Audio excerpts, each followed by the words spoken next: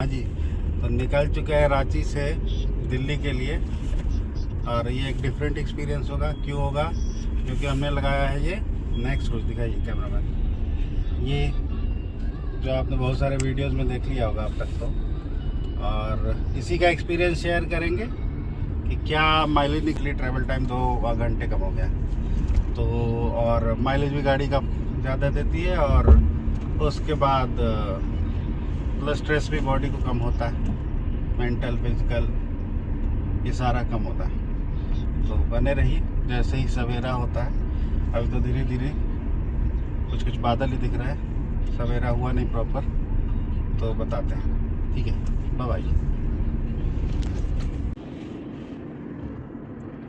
हाँ जी, तो next cruise का ऐसा है कि ये मतलब घाटी में, मतलब ये जो आप देख रहे हो एरिया, दिखाइए मैडम।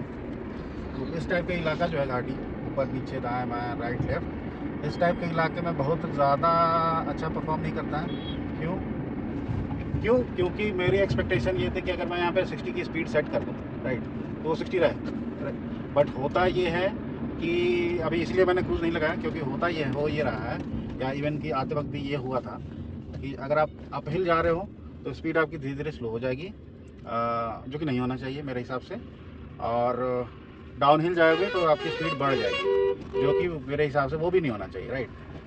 और इस वजह से मेरे को नहीं लगता कि ये जो वैली वाला एरिया है, कहीं भी चला लो आप वैली का एरिया, चाहे रांची में, चाहे वेस्टर्न घाट, चाहे हिमाचल, तो उसमें ये उतना काम नहीं करता।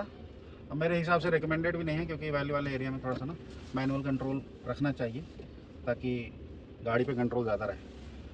और ये फीडबैक आहा नेक्स्ट क्रूज के लिए है कि भाई अगर ये वैली वाले एरिया में या अप हिल डाउन हिल जो भी जा रहा, तो उसमें स्पीड कांस्टेंट रखे, बढ़ क्यों जा रहा, मतलब अप हिल में कम हो जाता है, डाउन हिल में बढ़ जाता है। तो आप देखो इसको और बताओ क्या ट्रबल शूट कर सकते हो आप इसको। दूसरा एक चीज़ मेरे को ये फील होता है कि जो मोड है, स्पोर्ट्स मोड, और ये इसका इको मोड, ये लगने के बाद से पता नहीं, मतलब थोड़ा शायद कम काम कर रहा है, या मेरा भ्रम भी हो सकता है, क्योंकि कुछ कहा नहीं जा सकता। और इस पर वैली वाले एरिया पे तो नहीं काम कर रहा, बट प्लेन पे भी ट्राई करेंगे जब एक्सेस पे चढ़ेंगे तो देखते हैं क्या होता है। और मैडम ये दिखाइए, ये पतरातू वाला एरिया है, मैसरा जो जाते हैं, और पतरातू वो वाला एरिया है। देखें कितना जाम लग रखा है। क्यों जाम लग रखा है? बस ट्रक स्लो स्पीड में चल रहा है इस वजह से, और कुछ खास है नहीं यहाँ पे।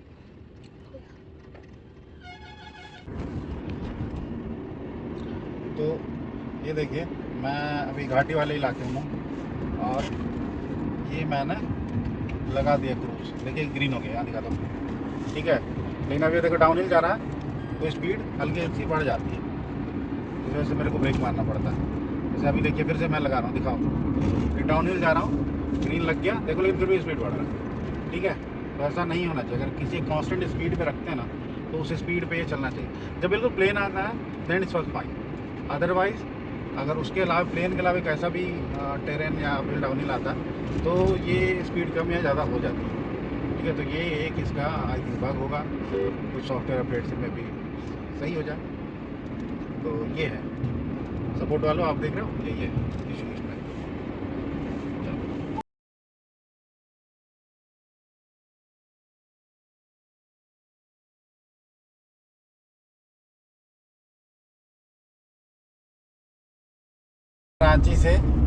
रांची से आई थिंक डेहरी मोड़ तक 17 पॉइंट समथिंग था, मतलब मान के चलो 16, और अब हो गया है 15.4, मतलब 5-7 किलोमीटर में, समझ गए। तो ये है माइलेज का हालत। ज़रा सा उबड़ खाबड़ आता है तो माइलेज ड्रॉप, और नहीं तो नेक्सन की माइलेज है सही।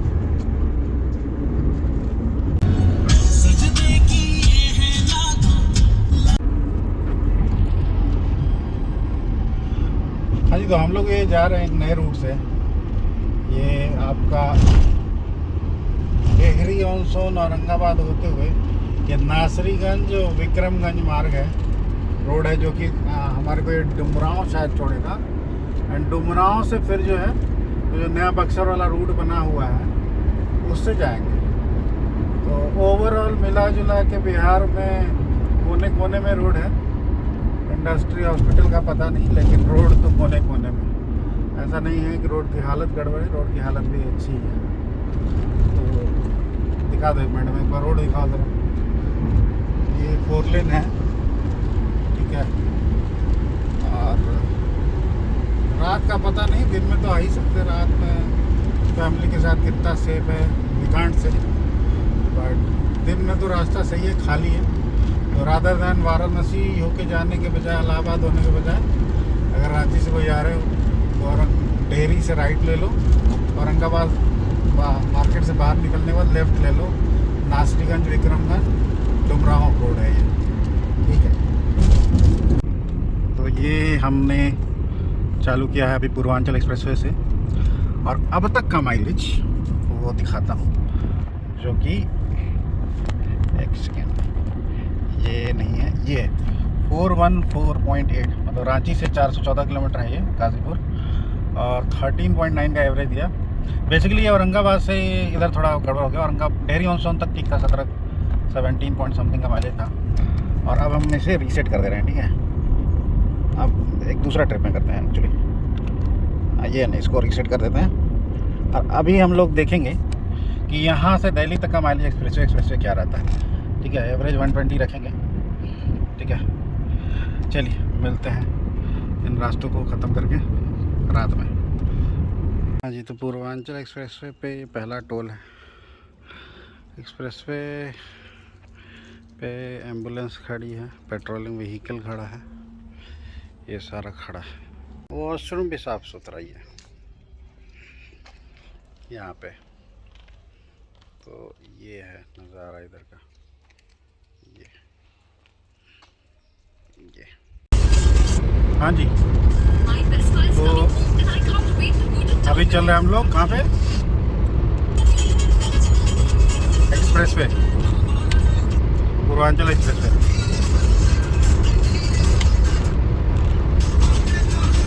और हमारे साथ हैं ये धर्म से पत्नी। और अब ये देखो, आप नज़ारे देखते जाओ थोड़ा थोड़ा, ये डायरेक्टर्स व्यू में दिखा रहा हूँ। काफ़ी खाली खाली है, चारों तरफ कुछ नहीं दिखता बिल्कुल भी। पता नहीं आगरा में तो चलान हो गया 2000 का। अब यहाँ का कैमरा काम कर रहा है कि नहीं कर रहा पता नहीं, बट आगरा सिटी में चलान हुआ। आगरा में ऐसा 100 में नहीं चलाया मैंने, पता नहीं क्या। तो बच के थोड़ा, जहाँ कैमरा वहाँ तो एटलीस्ट आप लोग स्लो कर लो, नहीं तो 2-2000 के चलान कटवाते रहो, ठीक है। तो ये देखिए अभी हमने 21 किलोमीटर का सफ़र किया है।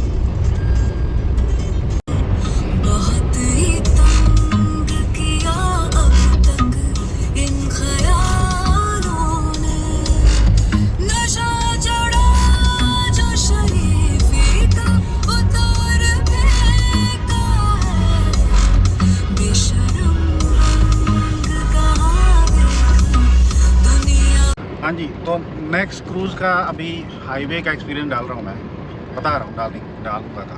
तो ये देखो आप, ये ग्रीन लाइट जल रही होगी, दिख रही होगी, ठीक है। और देखो प्लेन में तो बहुत अच्छा काम करता है। और मैंने इसको नेक्सॉन में रखने के लिए, मेरा मैनुअल है, तो मैंने एक ये मंगवाया, साइड में जो सीट के फिलिंग होते हैं ना, उसमें जगह थी तो वो डाल दिया। और इस पर माइलेज जो दे रहा है अभी, जनरली इतना ही चलाता हूँ मैं, इतना ही स्पीड, कुछ खास स्पीड 130-140 नहीं, 100 से 120 के बीच रखता हूँ मैं। और ये देखो अभी ये 14 का माइलेज दे रहा है। तो पता नहीं माइलेज बढ़ाता है घटाता है, ये नहीं मेरे को पता, लेकिन आराम है पैरों को। देखो ये पहले ना पैर बिल्कुल एकदम दबाए रखना पड़ता था एक्सीलेटर पे, और अभी थोड़ा सा पैरों को आराम मिल गया है। तो काम तो प्लेन पे अच्छा करता है, और बाकी का पता नहीं, हाई मतलब अपहिल डाउनहिल पे काम कुछ खास नहीं करता। पर हाँ, ये जो है जितना भी स्पीड सेट करोगे उससे मतलब 7-8 का वेरिएशन है, मतलब बढ़ जाता है, घटता नहीं। सपोज 92 पे सेट किया तो वो आपका अराउंड 98 या 99 तक स्पीड खींचता है, उस पर जाके 98-99 पे जाके सेट हो जाता है। तो जैसे मैंने इसको आई थिंक 102 पे किया था, 102 या 105 पे या 8 पे, तो ये 115-18 के अराउंड में फ्लक्चुएट हो रहा है। फ्लक्चुएट इसलिए हो रहा है क्योंकि ऊपर नीचे रास्ता है और ये पूर्वांचल एक्सप्रेस वे है। सच बोले तो खुद से मैं माइलेज ज़्यादा निकाल लेता हूँ क्रूज़ कंट्रोल के मुकाबले। एवरेज 18 तो निकाल ही लेते हैं 115 के स्पीड पे, बट इसमें नहीं निकल रहा क्योंकि देखो आप टर्बो ऑन है हमेशा, देख रहे हो 2000 RPM है, हमेशा टर्बो ऑन है, तो माइलेज तो देगा नहीं। ठीक है, उसके बाद सिटी मोड देख रहे होगे, लेकिन मोड में कुछ लगता है मेरे को कि फ़र्क पड़ गया है। स्पोर्ट्स मोड जो है वो चलता नहीं ढंग से, तो उतना पावरफुल रह नहीं गया। सिटी में इसका एनालाइज करके देखेंगे, अभी तो ऐसा कुछ टाइम नहीं मिल रहा।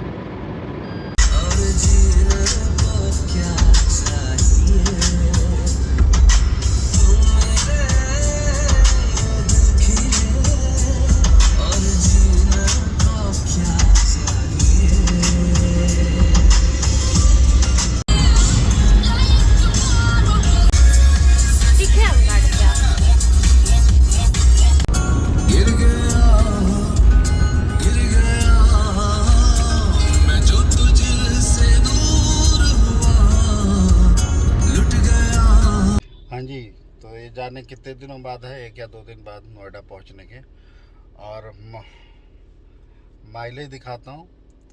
और नेक्स्ट क्रूज में कुछ इशू है जो कि ऊपर जाके बताऊँगा, और माइलेज दिखाता हूँ कितना दिया नेक्स्ट क्रूज पे। ये दिख रहा होगा मेरी गाड़ी चल चुकी है, आई थिंक 30,000, आई थिंक क्या 30,000 अराउंड चल चुकी है।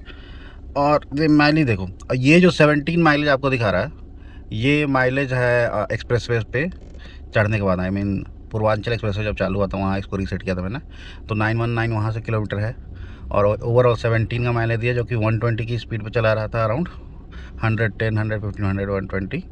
तो और ये है रांची से ओवरऑल माइलेज 1334 किलोमीटर, 1350 के अराउंड किलोमीटर है, जो कि ओवरऑल 16.5 का माइलेज है, जिसमें कि 100-125 किलोमीटर बहुत ही ख़राब रास्ता तो नहीं बोलेंगे, बट पतला रास्ता था, ट्रैफिक ज़्यादा था। तो ओवरऑल 16.5 का माइलेज है, और ऐसे 17 का माइलेज है, और 120 की स्पीड पे मेरे को नहीं लगता इससे ज़्यादा कोई पेट्रोल व्हीकल देता है। ठीक है, तो चलिए अभी बताता हूँ आपको एक्सपीरियंस। 2-3 जगह इशू हुआ नेक्स्ट क्रूज़ में, जिसको फीडबैक देना भी है मेरे को। Thank you. तो कैसे आप लोग, तो नेक्स्ट क्रूज़ के बारे में बताना था। नेक्स्ट क्रूज़ का फीडबैक ये है कि प्लेन रोड्स पे ठीक ठाक काम करता है। और मेरे रांची मतलब पटना गया था, पटना से रांची, रांची से फिर इधर आया मैं नोएडा। तो इस पूरे जर्नी में 2 बार रेड ब्लिंक हुआ और नेक्स्ट क्रूज़ ने काम करना बंद कर दिया, और एक बार ऐसा हुआ कि जो स्टार्टअप पे जैसा लाइट जलता है LED, है ना, वो जला, और फिर उसके बाद काम करना बंद कर दिया। तो ये 3 इंसिडेंट हुए, आई थिंक 2,500-3,000 के किलोमीटर्स के रेंज में। तो नेक्स्ट क्रूज़ वालों, ये फीडबैक है, आप इसको ट्रबल शूट कर सकते हो तो करो, ऐसे पर्सनली भी कॉल करूँगा मैं। और जो परचेज़ करना चाहते हैं उनके लिए एडवाइस ये है कि अगर आप हाईवे जर्नी ज़्यादा करते हो और लॉन्ग हाईवे जर्नी ज़्यादा करते हो, लॉन्ग हाईवे जर्नी में मोर देन 500 किलोमीटर्स करते हो, तो ले लो। एंड मेरे हिसाब से इसका प्राइस थोड़ा और कम होना चाहिए। मैंने तो कुछ डिस्काउंट दे दिया था उन लोगों ने, नेक्स्ट क्रूज़ वालों ने, तो थोड़ा चीप पड़ा मेरे को, 2-2,500। बट मेरे हिसाब से इसका प्राइस अगर बल्क में बनाएं ये लोग, तो अगर 10 से 15 के बीच में ले आएँ तो काफ़ी अफोर्डेबल हो जाएगा। तो इसको यूज़ करते हुए मेरे को 1 मंथ हो गया। सिटी में भी अच्छा काम करता है, और बिल्कुल अगर आप Tier 2, Tier 3 सिटी में रहते हो, जैसे पटना हो गया, रांची हो गया, या लखनऊ हो गया, तो वहाँ पे अगर आप सिटी के लिए ले रहे हो तो मत लो, वहाँ इतना ट्रैफिक रहता है कि इसको आप यूज़ ही नहीं कर पाओगे। और सिटी जहाँ की रोड अच्छे हैं तो वहाँ ले सकते हो। जैसे दिल्ली NCR में तो वर्क कर जाता है सिटी में भी, क्योंकि यहाँ 60 का हर जगह स्पीड लिमिट है, तो उसकी वजह से आपको चालान कटने से भी बचाता है। और जो हाईवे पे ज़्यादा रन करते हैं, जिनकी रनिंग हाईवे पे है, तो आप ले लो। पहाड़ों पे रहते हो तो मैं नहीं रेकमेंड करूँगा तुम लो, क्योंकि पहाड़ों पे किसी काम का नहीं है, क्योंकि अप हिल पे स्लो हो जाता है, डाउन हिल पे स्पीड हो जाता है। तो ओवरऑल जिनकी हाईवे जर्नी ज़्यादा है उनके लिए बेस्ट है। मेरे लिए तो काम किया है ये डिवाइस। इसको लगाने के लिए ऐसे तो खुद से लगा सकते हैं, बट मैं नहीं रिकमेंड करूँगा खुद से लगाओ। 2-4-500 रुपये खर्च कर लो आप। कोई भी इलेक्ट्रॉनिक गैराज वाला जो इलेक्ट्रॉनिक मिस्त्री है, टेक्नीशियन है, वो लगा देता है ठीक ठाक से, और वो उसको डैशबोर्ड के अंदर ही उसके इक्विपमेंट को लगा देता है। और रखने के लिए